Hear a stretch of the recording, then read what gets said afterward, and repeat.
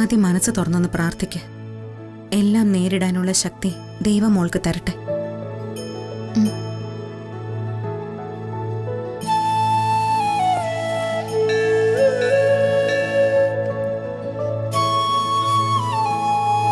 ദൈവമേ, എങ്ങോട്ടാണ് ഇനി സഞ്ചരിക്കേണ്ടതെന്ന് തിരിച്ചറിയാത്ത അവസ്ഥയിലാണ് ഞാൻ.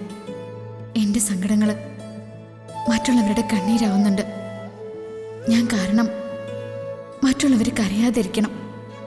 അതാണ് എൻ്റെ പ്രാർത്ഥന. ഈശ്വര, എൻ്റെ മോൾ യാഥാർത്ഥ്യങ്ങൾ തിരിച്ചറിഞ്ഞു. ഇനി അവളുടെ മനസ്സിന് ഒരു ചാഞ്ചാട്ടവും ഉണ്ടാവരുത്. നേർവഴി മാത്രം കാണിച്ചു കൊടുക്കണേ. ഇനിയെങ്കിലും അവളുടെ ജീവിതം സന്തോഷം നിറഞ്ഞതാവണേ.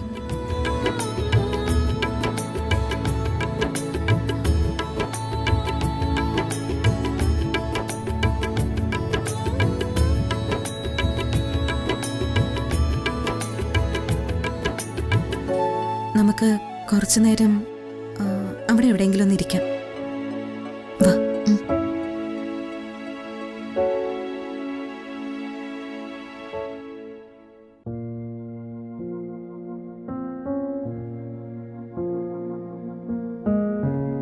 ഇവിടെ ഇരിക്കാം.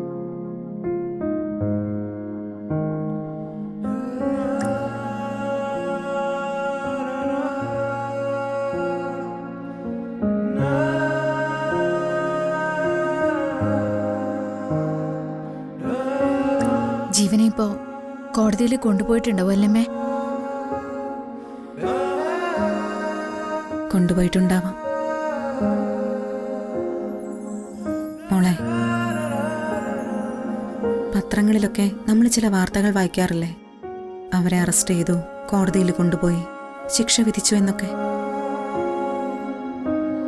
ജീവന്റെ കാര്യത്തില് നമ്മുടെ ഭാഗത്തു നിന്നും അത്രയുണ്ടാവും. ഏതോ ഒരുത്തൻ തെറ്റ് ചെയ്തു, ശിക്ഷിക്കപ്പെട്ടു, അത്രയും മതി. ഇക്കാലം അത്രയും അവൻ നമ്മളെ വേദനിപ്പിച്ചു. ഇനി ആ വേദനയൊക്കെ മറന്ന് ഒന്ന് ആശ്വസിച്ച് തുടങ്ങാം നമുക്ക്. ഒരുപാട് ഉയരങ്ങളിൽ എത്തണമെന്ന് ആഗ്രഹിച്ച മകൻ ചെന്ന് നിൽക്കാൻ പോകുന്നത് പ്രതിക്കൂട്ടില.